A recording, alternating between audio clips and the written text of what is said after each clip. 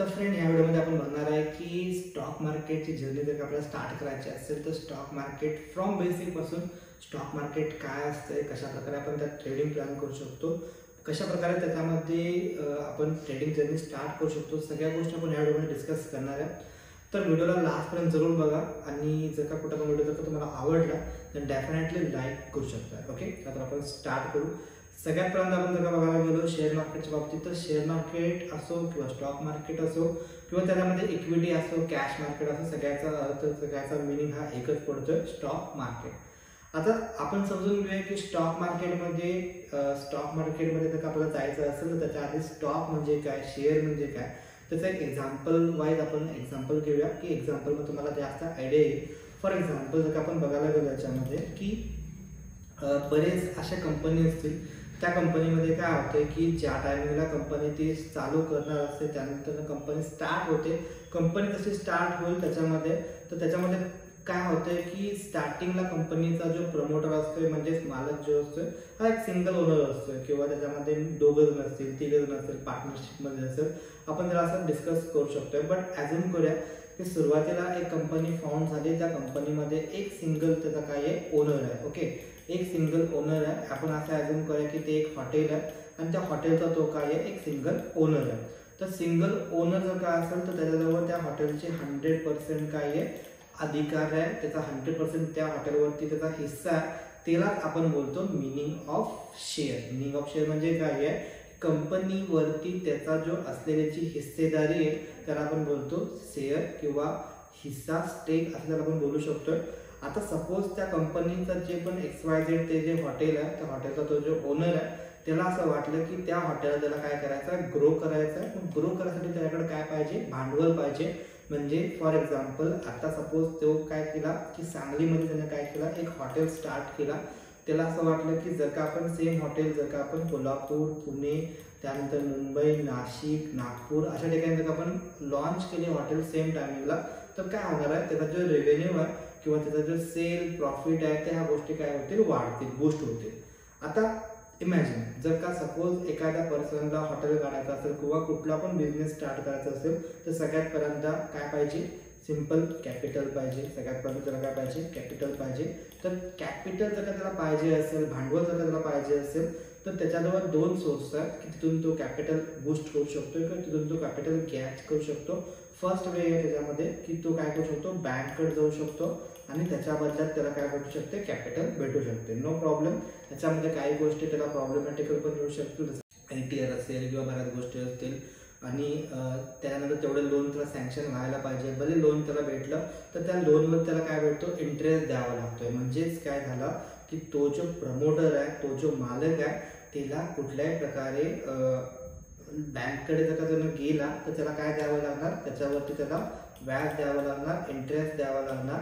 Okay, तर ही थोडंसं negative factor असू शकते स्टार्टिंगला.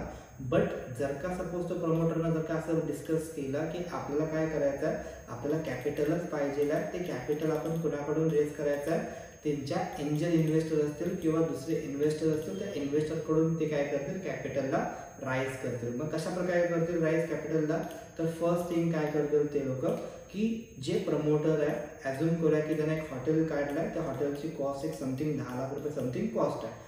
आता तिला कॅपिटलची रिक्वायरमेंट आहे, ॲझ्युम करूया की 50 लाख कॅपिटल पाहिजे आहे. XYZ जसं आपण अमाऊंट घेतोय, 50 लाख कॅपिटल पाहिजे आहे. त्यासाठी सपोज तो इन्व्हेस्टरकडे गेला, म्हणजे त्याचे फ्रेंड असतील, बाकीचे पब्लिक असेल, इन्व्हेस्टरकडे गेला. इन्व्हेस्टरने काय बोलले की समथिंग त्या इयर नंतरनं, म्हणजे जसं त्याचं पहिलं हॉटेल स्टार्ट झालं, रेव्हेन्यू झाला, त्याचं हॉटेल ग्रो झाला, 2-3 वर्षाचा टाइम गेला, म्हणजे ज्यावेळी त्यानं हॉटेल स्टार्ट केला त्यावेळी XYZ अमाऊंट 10 लाख होती. पण त्यानंतर त्याचा जसं बिझनेस ग्रो झाला त्याप्रमाणे त्याचं जे कॉस्टिंग आहे, त्याचं जे व्हॅल्युएशन आहे, ते व्हॅल्युएशन नंतरनं वाढणार आहे. ओके, मग त्याप्रमाणे त्यानं व्हॅल्युएशन तयार केला आणि समथिंग तिनं काय केला, ओर त्याच्याकडे त्याचे जे हॉटेल होता त्याचा म्हणजे 100% त्याच्याकडे तो हिस्सेदारी होता. त्याच्यानंतर त्यानं काय केला, त्याचा पर 1% त्यानं हिस्सेदारी काय केला, नंतर स्टेकमध्ये कन्वर्ट केला आणि आता त्याचं व्हॅल्युएशन सपोज असं काहीतरी झालं की 1%ला 10 लाख रुपये सपोज व्हॅल्युएशन झालं, XYZ अमाऊंट आपण पकडू. 1%ला सपोज ॲझ्युम करा की 1%ला 10 लाख पर्सेंटचं व्हॅल्युएशन व्हायला आहे, तर तो काय करणार आहे, त्याला 50 लाखाची जर का गरज असेल तर तो काय करणार, 5%चं व्हॅल्युएशन तो काय करणार, सेल आउट करणार. कुणाला देणार आहे, तर ते जे इन्व्हेस्टर असतील ते इन्व्हेस्टरला तो काय करणार आहे, 5%चं व्हॅल्युएशन देणार. म्हणजे त्याला गरज किती रुपयाची आहे, त्याला गरज आहे 50 लाख रुपयाची गरज आहे. त्याच्या बदल्यात तो काय करणार आहे, तो अजून मल्टिपल ठिकाणी काय करणार आहे, हॉटेल काढणार आहे. म्हणजे ते जे कॅपिटल आहे त्या कॅपिटलचा वापर तो दुसऱ्या ठिकाणी इन्व्हेस्ट करायसाठी यूज करणार आहे. आणि त्यासाठी त्याला काय पाहिजे आहे, कॅपिटल पाहिजे आहे. आणि ते कॅपिटल कुणाकडून भेटणार, इन्व्हेस्टरकडून भेटणार. आणि इन्व्हेस्टरला काय भेटणार, त्या बदल्यात त्या कंपनीचे 5% हिस्सेदारी आता ते सगळ्या इन्व्हेस्टरला त्यामध्ये डिवाइड होईल. ओके, तर तसं त्यांना भेटलं. तर त्यानंतर काय झालं, तर त्यानंतर फॉर एक्झाम्पल आपण असं पकडूया की त्यांचं जे कंपनी आहे जे पहिल्यांदा एका ठिकाणी होती त्यानंतर मल्टिपल ठिकाणी 5 ठिकाणी गेली. आता त्या सगळ्यांना मिळून असं वाटत आहे की आपली कंपनी अजून आपल्याला काय करायचं आहे, ग्रो करायचं आहे. मग जर का कंपनीला अजून ग्रो करायचं असणार तर त्यांनी काय करतील, तर त्यांना अजून काय पाहिजे, कॅपिटल पाहिजे. मग त्यांनी परत सेम थेरी यूज करतील. म्हणजेच काय, पब्लिककडे जाणार, कॅपिटल पाहिजे तर पब्लिककडे जाणार, त्यांना काय देणार, स्टेक देणार म्हणजेच हिस्सेदारी म्हणजे शेअर देणार. आणि त्याच्या बदल्यात त्यांनी काय घेणार, कॅपिटल घेणार. ओके, आता हे जर का मोठ्या लेवलला म्हणजे बिगर लेवलला जर का जायचं असेल तर त्यासाठी एक प्लॅटफॉर्म असतो. त्या प्लॅटफॉर्मला आपण असं बोलतो IPO. म्हणजेच काय, इनिशियल पब्लिक ऑफर. आता इनिशियल पब्लिक ऑफर काय असतं, तर ह्याच्यामध्ये काय होतं की XYZ कंपनी आहे, तिला जर का त्या कंपनीला जर का त्यांचे शेअर जर का विकायचे असतील, मल्टिपल लोकांचा विकायचे असतील, तर त्यांना IPO आणावा लागतो. म्हणजे त्या कंपनीला रजिस्टर व्हायला लागते, स्टॉक मार्केटमध्ये यावं लागते. स्टॉक मार्केटमध्ये आलं तर ती कंपनी पब्लिकपर्यंत पोहोचते आणि पब्लिक त्यांचे जे शेअर्स आहेत ते त्या प्राईजला बाय सेल करत असतात. म्हणजे त्या प्राईजला ते काय करतात, बाय करत असतात. मग त्याला बोलतो आपण IPO. जसं की तुम्ही ऐकला असाल झोमॅटोचा IPO, त्यानंतर तुम्ही मॅनकाइंडचा IPO ऐकला असाल. असे बरेच IPO आतापर्यंत घेऊन गेले होते. आणि IPO म्हणजे काय होतं की कंपनीला गरज आहे कॅपिटलची, त्यासाठी कंपनी मार्केटमध्ये येणार, पब्लिककडे जाणार, शेअर देणार आणि कॅपिटल घेणार. तर ही एक प्रोसेस आहे, वन ऑफ द वे आहे ज्यामध्ये कंपनी अर्न करते. म्हणजे कंपनी अर्न करते तसेच कंपनी कॅपिटल राईज करते. त्याचा हा फर्स्ट वे आहे IPO. ओके, आता IPO कुठे येतो, तर स्टॉक मार्केटमध्ये. स्टॉक मार्केट म्हणजेच काय, तर स्टॉक एक्सचेंज. स्टॉक एक्सचेंज म्हणजे काय असतं, तिथं शेअरची बाईंग सेलिंग होत असते. जर का तुम्ही स्कॅम 1992 ऐकला असाल तर त्यामध्ये तुम्हाला एक रिंग नावाचा एक ऑप्शन होता ज्यामध्ये ते असं बोलायचे की BSEची रिंग. ओके, म्हणजे काय, तर बॉम्बे स्टॉक एक्सचेंजचे जे पूर्ण स्टॉक एक्सचेंज होतं ज्यामध्ये लोक शेअरला बाय किंवा सेल करत होते तिथं जाऊन. ओके, तर ते जायची गरज नाही, ते म्हणजे आपलं स्टॉक एक्सचेंज झाला तिथं की शेअरची ॲक्च्युअलमध्ये बाईंग किंवा सेलिंग केली जाते. म्हणजे जी पण कंपनी स्टॉक मार्केटला लिस्ट होणार म्हणजे IPO थ्रू लिस्ट होणार, ती कुठं लिस्ट होणार, एक तर स्टॉक एक्सचेंजमध्ये. म्हणजे कोण स्टॉक एक्सचेंज आहे, एक आहे BSE स्टॉक एक्सचेंज, एक आहे NSE स्टॉक एक्सचेंज म्हणजे नॅशनल स्टॉक एक्सचेंज आणि बॉम्बे स्टॉक एक्सचेंज. आता ह्या दोन स्टॉक एक्सचेंजवरती दोन प्रमाणात वेगवेगळ्या प्रमाणात स्टॉक एक्सचेंजवरती आपले जे कंपनीज जे आहेत ना ते लिस्ट आहेत. म्हणजेच काय, ते जे BSE स्टॉक एक्सचेंज आहे म्हणजे बॉम्बे स्टॉक एक्सचेंज जे आहे त्याच्यामध्ये 6000पेक्षा जास्त कंपन्या आतापर्यंत लिस्ट झाल्यात. आणि ते जे नॅशनल स्टॉक एक्सचेंज आहे NSE तर त्याच्यामध्ये 1600पेक्षा जास्त कंपन्या काय झाल्यात, लिस्ट झाल्यात. ओके, आता इमॅजिन 6000 कंपन्यांना सपोज आपल्याला ट्रॅक करायचं आहे. 6000 कंपन्यांना आपल्याला काय करायचं आहे, ट्रॅक करायचं आहे. इज अ पॉसिबल, हे पॉसिबल आहे काय, तर आन्सर इज नो. ओके, म्हणजे पॉसिबल आहे बट टाइम कन्झ्युमिंग आहे, जास्त वेळ लागणार. त्याच्यापेक्षा त्यांनी काय केले, जे BSE वाले होते 6000 कंपन्यांना ट्रॅक करण्यापेक्षा त्यांनी फक्त असं एक्सपेक्ट केलं की टॉपच्या 30च कंपन्यांना त्यांनी काय केले, ट्रॅक केले. म्हणजे ओव्हरऑल आपल्याला BSEचा परफॉर्मन्स जर का बघायचा असेल तर 6000 कंपन्यांना बघण्यापेक्षा टॉपच्या 30 कंपन्यांचा परफॉर्मन्स चेकआउट करायचा. जर त्या टॉपच्या 30 कंपन्यांचा परफॉर्मन्स आउटपरफॉर्म आला म्हणजे जास्त चांगला आला तर इमॅजिन तो जो BSEचा जो ओव्हरऑल स्टॉक एक्सचेंज आहे हा जास्त काय असणार, आउटपरफॉर्म असणार, जास्त पॉझिटिव्ह असणार. जर का त्या टॉपच्या 30 कंपन्यांचा परफॉर्मन्स अंडर परफॉर्मन्स आला म्हणजे निगेटिव्ह आला तर इमॅजिन BSE जे आहे ना ते थोडंसं डाऊन साईडला गेलं असतं.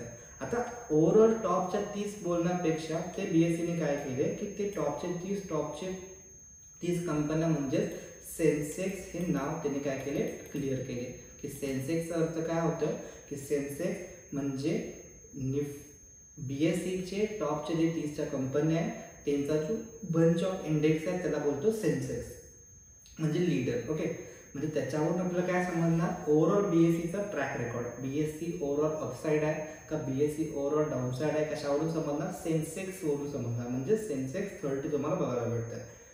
त्यानंतर NSE साठी तर NSE मध्ये 1600पेक्षा जास्त कंपन्या लिस्टेड आहेत.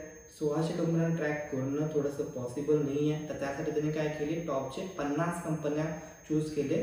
आता ज्या सेन्सेक्समध्ये टॉपच्या 30 कंपन्या आहेत त्या इंडियाच्या आहेत. बाय डिफॉल्ट त्याच कंपन्या निफ्टीमध्ये पण असू शकतील. तर निफ्टी म्हणजे काय जे की NSEच्या टॉपच्या 50 कंपन्यांची जी लिस्ट आहे त्याला बोलतो आपण निफ्टी 50. ओके, तर हे झालं सेन्सेक्स 30 आणि निफ्टी 50. तुम्ही ऐकलं आहे बट हे ॲक्च्युअलमध्ये काय आहे सेन्सेक्स म्हणजे BSEचे टॉपच्या 30 कंपन्या, निफ्टी म्हणजे NSEचे टॉपच्या 50 कंपन्या. आता इथून पुढे तुम्हाला कुठं पण असा शब्द आला निफ्टी तर समजायचं की ते NSE मध्ये लिस्टेड कंपन्या आहेत आणि सेन्सेक्स हे नाव आलं तर समजायचं ते BSE मध्ये लिस्टेड कंपन्या आहेत. तर हे झालं आपलं स्टॉक एक्सचेंज. आता त्यानंतर आपल्याला यायचं सिक्युरिटी अँड ते जे स्टॉक एक्सचेंज आहे त्या स्टॉक एक्सचेंजवरती कुणाचं कंट्रोलिंग आहे म्हणजे कोण त्याला कंट्रोल करते. एक मॉनिटर पाहिजे की तो त्याला काय करू शकतो कंट्रोल करू शकतो, त्याच्या अंडर त्या सगळ्या गोष्टी वर्कआउट व्हायला पाहिजे. तर त्याच्यामध्ये कोण आहे तर जे आपलं स्टॉक एक्सचेंज आहे NSE किंवा BSE हे जे आपलं स्टॉक एक्सचेंज आहे ह्याच्यावरती निर्देशांक म्हणजे ह्याला बघायसाठी एक ह्याच्यावरती कंट्रोल ठेवायसाठी एक रेग्युलेटरी आहे तर त्याला बोलतो आपण security exchange board of India. Okay, SEBI त्याचं नाव आहे. तर सेबी म्हणजे काय असतं की ती अशी एक संस्था जी NSE BSE आणि आपले जे पण ब्रोकर जे पण मार्केटमध्ये पार्टिसिपंट असतील त्याच्यावरती ओव्हरऑल कंट्रोल करायचं काम करते. त्याच्यावरती नवीन रूल्स कोणते आणायचे असतील रेग्युलेशन कोणते आणायचे असेल तर ते सेबी आणू शकते. ओके, तर हे झालं सेबी म्हणजे हे थोडंसं आपल्या मार्केटवरती नियंत्रण ठेवायचं काम करत आहे. त्यानंतर काय आहे याच्यामध्ये की आपण स्टॉक मार्केटमध्ये ज्यावेळी आपण एवढंच आपल्याला समजलं की मार्केटमध्ये कंपनी IPO थ्रू येते ती कुठं जाते NSE मध्ये जाते किंवा BSE मध्ये जात असते. त्यानंतर त्या कंपनीचं जर आपला शेअर बाय किंवा सेल करायचं असेल तर आपल्याला काय पाहिजे तर आपल्याला पाहिजे ब्रोकर. तर काय पाहिजे आपल्याला ब्रोकर पाहिजे. आता ब्रोकर म्हणजे कोण झाला दलाल मीडिएटर.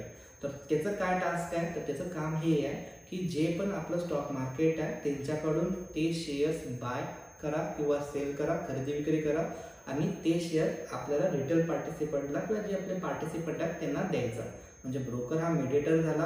हा काय काम करतो तर हा काम करतो आपल्यासाठी स्टॉक बाय करायचं किंवा सेल करायचं काम तो करतो.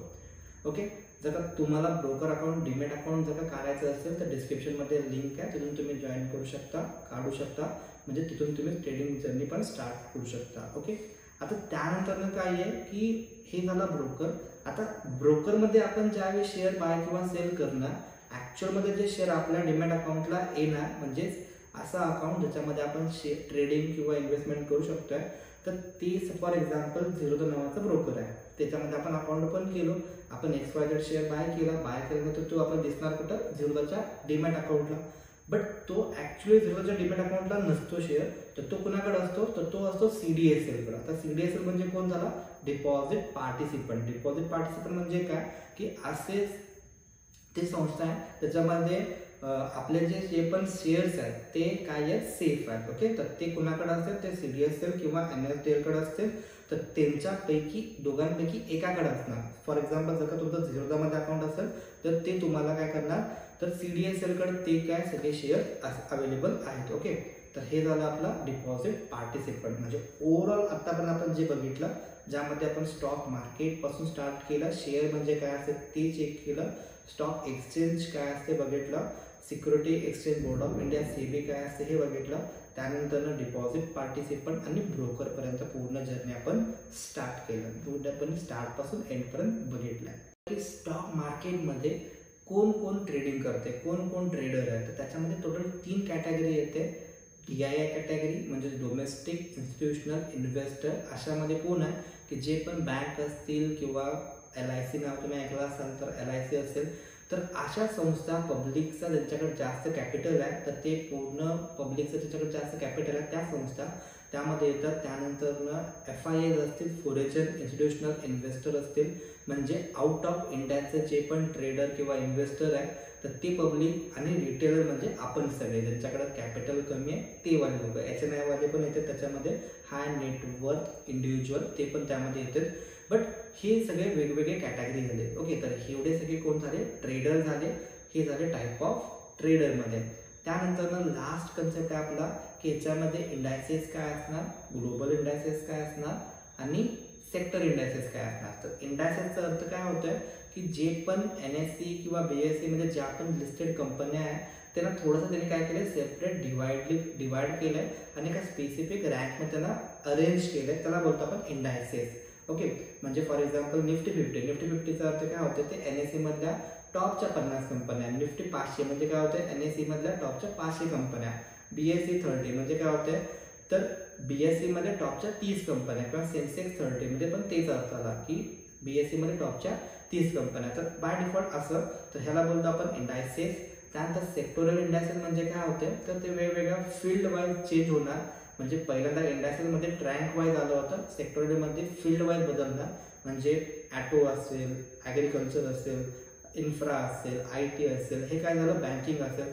म्हणजे जी कंपनी ज्या फील्डमध्ये काम करते ते त्याचं सेक्टर पकडते आणि त्याच्या प्रकारे त्याच्यामध्ये काय होते, त्याच्यामध्ये ती कंपनी लिस्ट होते. फॉर एक्झाम्पल TCS नावाची कंपनी आहे. ही TCS ची कंपनी काय कशामध्ये काम करते, तर IT मध्ये काम करते. मग IT मध्ये काम करते म्हटल्यानंतर ती कंपनी कशामध्ये असणार, निफ्टी IT मध्ये. ओके, तर निफ्टी म्हणजे NSE मध्ये जर ती लिस्ट असेल तर NSE मध्ये निफ्टी IT मध्ये TCS कंपनी बाय डिफॉल्ट असणार आहे. ओके, बट जर का ती कंपनी सेम टाइमला जर का टॉप 50 मध्ये असेल तर तीच कंपनी तुम्हाला निफ्टी 50 मध्ये पण दिसणार आहे. म्हणजे निफ्टी 50चा जो इंडायसेस आहे त्यामध्ये पण TCS दिसणार, आणि निफ्टी IT जो की सेक्टोरल इंडायसेस येतोय, म्हणजे त्या सेक्टरमधले ती कंपनी आहे तर तुम्हाला ती त्यामध्ये पण दिसणार.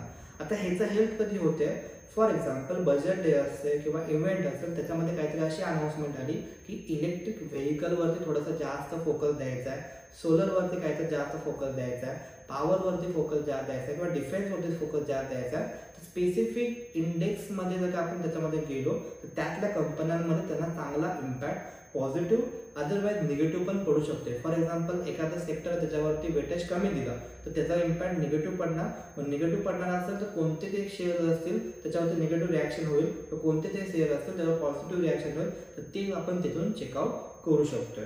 मग त्यासाठी आपल्याला काय करायचं आहे, तर त्यासाठी आपल्याला NSEचं किंवा BSEच्या वेबसाईटवरती जायचं आहे. फॉर एक्झाम्पल NSEच्या वेबसाईटवरती आपण गेलो, त्यानंतर तुम्हाला त्यामध्ये जायचं आहे. फॉर एक्झाम्पल जर आपण बघायला गेलो याच्यामध्ये जस्ट आपल्याला जायचं आहे NSEचं ओरिजिनल वेबसाईट, त्याच्यामध्ये NSE करायचं. त्यानंतर NSE वरती आलो, त्यानंतर आपल्याला यायचं आहे मार्केट डेटामध्ये आणि इंडायसेसचं ऑप्शन. इंडायसेसच्या ऑप्शनमध्ये आलो, मला निफ्टी 50मध्ये कोणत्या कंपन्या तेच माहीत नाही आहे, काही अडचण नाही आहे. आपण इंडायसेसमध्ये आलो ऑलरेडी, त्याच्यामध्ये निफ्टी 50 ह्याच्यावरती जस्ट क्लिक करायचं. क्लिक केल्यावरती सेपरेट एक विंडो ओपन होते, त्यामध्ये तुम्हाला निफ्टी 50मध्ये कोणकोणत्या कंपन्या ॲज पर त्या डेचं लास्ट रँकिंग वाईज ते काय होतं, चेंज होते. त्याच्यामध्ये सिप्ला आहे, त्यानंतर श्रीराम फायनान्स आहे, डिव्हिस लॅब आहे, तर बरेच कंपन्या ज्या टॉपच्या 50 कंपन्या असतील ते त्यामध्ये लिस्ट आहेत. त्यानंतर तुम्हाला अजून खालती इथे दिसतं Nifty next 50, Nifty 100, Nifty 200, Nifty 500, हे ॲज पर रँकिंग आला. त्यानंतर स्मॉल कॅप मिड कॅप हे ॲज पर फंडामेंटल वाईज आलं. त्यानंतर सेक्टोरल इंडायसेस म्हणजे Nifty bank, Nifty auto, Nifty financial services. Okay, हे त्याच्यामध्ये सेपरेटली काय झालं, सेक्टर वाईज वेगवेगळे झालं. आणि त्यानंतर तुम्ही लास्ट जर तुम्हाला सपोज ग्लोबल मार्केट किंवा ग्लोबल इंडायसेस बघायचं असेल देन काय करायचं, आपल्याला मनी कंट्रोलच्या वेबसाईटवरती यायचं. मनी कंट्रोलच्या वेबसाईटवरती गेला, त्यानंतर तुम्हाला यायचं मार्केट आणि ग्लोबल मार्केट. ह्याच्यावरती जर तुम्ही क्लिक केला तर इथे तुम्हाला डायरेक्टली US मार्केट दिसतंय, ज्यामध्ये डाउ जोन आहे, नॅसडॅक आहे, S&P 500 आहे, युरोप मार्केट आहे. एशियन मार्केटमधलं गिफ्ट निफ्टी आहे, ज्यावरून आपल्याला हे समजतं की मार्केट दुसऱ्या दिवशी आपलं मार्केट पॉझिटिव्ह ओपन होणार का निगेटिव्ह ओपन होणार, ह्याला बघून आपण समजू शकतो. मार्केटमध्ये जर आपल्याला ट्रेड करायचं आहे तर कोणकोणते सेगमेंट असेल, कोणकोणते प्रकार असेल ज्यामध्ये आपण ट्रेडिंग करू शकतो, तर त्यामध्ये येतं इक्विटी कॅश, म्हणजे जी कंपनी त्याचा शेअर आहे त्याला आपण बाय किंवा सेल करणार, त्याला बोलतो आपण इक्विटी कॅश. त्यानंतर असतो डेरिव्हेटिव्ह, म्हणजे इक्विटी कॅशवरून ज्याला तयार केलं आहे किंवा डेव्हलप केलं आहे त्याला बोलतो डेरिव्हेटिव्ह, ज्यामध्ये फ्युचर असतं आणि ऑप्शन असतं. त्यानंतर करन्सी आहे, कमोडिटी आहे, कमोडिटीमध्ये crude oil, gold, silver, natural gas असे कमोडिटीज आहे, त्यामध्ये आपण ट्रेडिंग करू शकतो. तर हे झाले सेगमेंट. त्यानंतर type of trading. Type of trading म्हणजे काय असतं, तर टाईप ऑफ ट्रेडिंग म्हणजे सिम्पल की ज्यामध्ये आपण ट्रेडिंग करतो, म्हणजे त्यामध्ये वेगवेगळे कॅटेगरी आहे. इंट्राडे असतं, स्विंग ट्रेड असतं, इन्व्हेस्टमेंट असतं. इंट्राडेचा अर्थ काय होतं, इंट्रा म्हणजे आज आणि डे म्हणजे दिवस, म्हणजे एका दिवसाचं जे ट्रेडिंग आहे, इंट्राचा अर्थ असतं एक डे आणि दिवस म्हणजे डे. तर आज घ्या आज विका त्याला बोलतो आपण इंट्राडे. स्विंग ट्रेड म्हणजे काय, आज घ्या आणि आज सोडून एका वर्षाच्या आत कधी पण विका त्याला बोलतो आपण स्विंग ट्रेड. आणि इन्व्हेस्टमेंटचा अर्थ आहे की आज घ्या एक वर्षानंतर तुम्ही त्याला कधी पण सेल आउट करा त्याला बोलतो आपण इन्व्हेस्टमेंट. ओके, तर हे असं का सेपरेट केलं आहे, कारण की ह्याच्यावरती तुम्हाला टॅक्सेशन पण वेगवेगळे द्यावे लागतील. त्यानंतर ना टाईप ऑफ ट्रेड पोझिशन, ज्यामध्ये लॉंग पोझिशन असते, शॉर्ट पोझिशन असते. सिंपल भाषेमध्ये ट्रेडचा अर्थ असतो व्यापार. व्यापार म्हणजे काय, मार्केट अप साईड जाताना पण आपण ट्रेड करू शकतो, मार्केट पडताना पण आपण ट्रेड करू शकतो. जर का मार्केट अप साईड चालला तर खालच्या रुपये आपण कमी रुपयाला बाय केला आणि मॅक्सिमम रुपयाला जर का तुम्ही सेल केला तर त्याला बोलतो आपण पहिल्यांदा बाय नंतर न सेल. हे जर का तुम्ही ट्रेड पोझिशन केला तर ह्याला बोलतो आपण लॉंग पोझिशन. पण पहिल्यांदा सेल केला आणि खाली आल्यावरती बाय केला तर ह्याला बोलतो आपण शॉर्ट पोझिशन.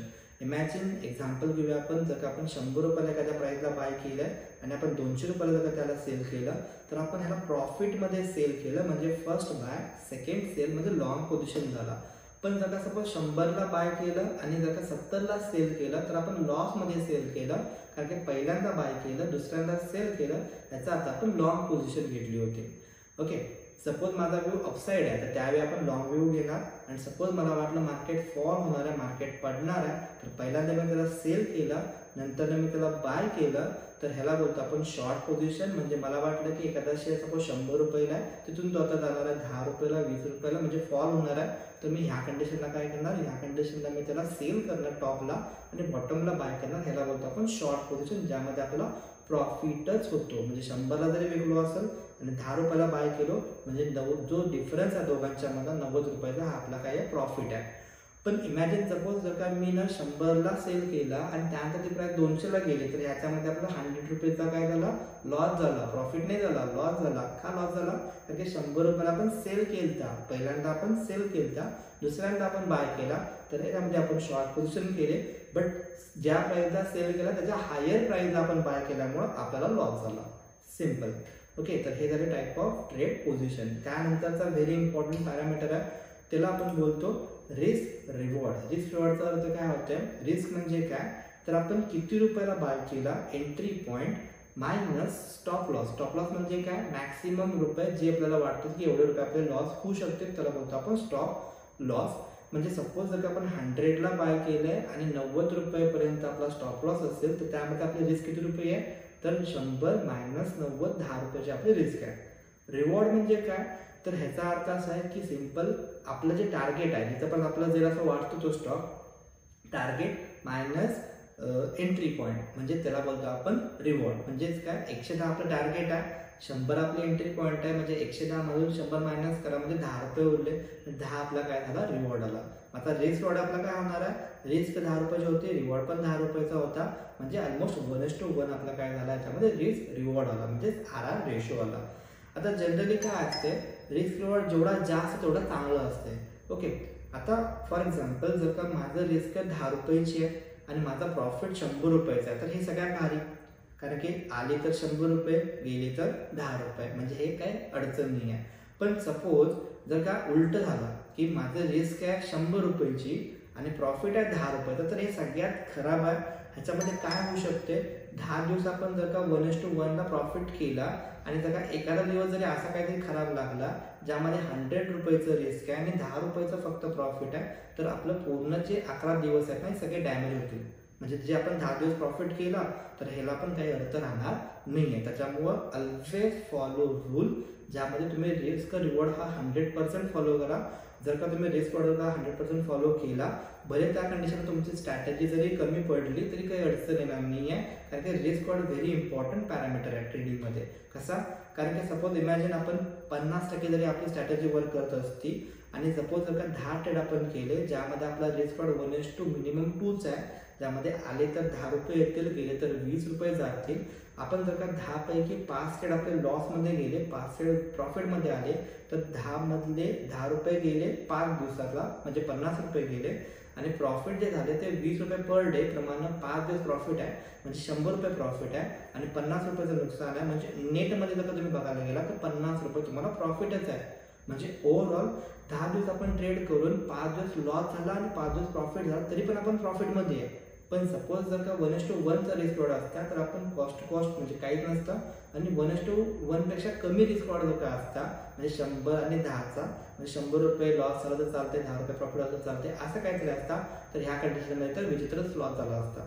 त्याच्यामुळे तुम्ही कधी पण ट्रेड करा किंवा स्टॉक मार्केटमध्ये ट्रेडिंग स्टार्ट करा, पहिल्यांदा विचार आपल्याला हा करायचा आहे की रिस्क रिवॉर्डवरती जेवढं तुम्हाला काम करते तेवढं तुम्हाला काम करायचं आहे रिस्क रिवॉर्डवरती. जर का तुम्हाला जास्त डिटेलमध्ये सेम कोर्स जर का शिकायचा असेल तर डेफिनेटली व्हॉट्सअप करू शकता आपल्याला, आणि तिथून तुम्हाला कोर्सची पूर्ण आयडिया येऊन जाईल. ओके, जर का व्हिडिओ तुम्हाला आवडला असेल तर डेफिनेटली लाईक आणि शेअर करू शकता. भेटू आपण नेक्स्ट व्हिडिओमध्ये. तोपर्यंत जय हिंद, जय महाराष्ट्र.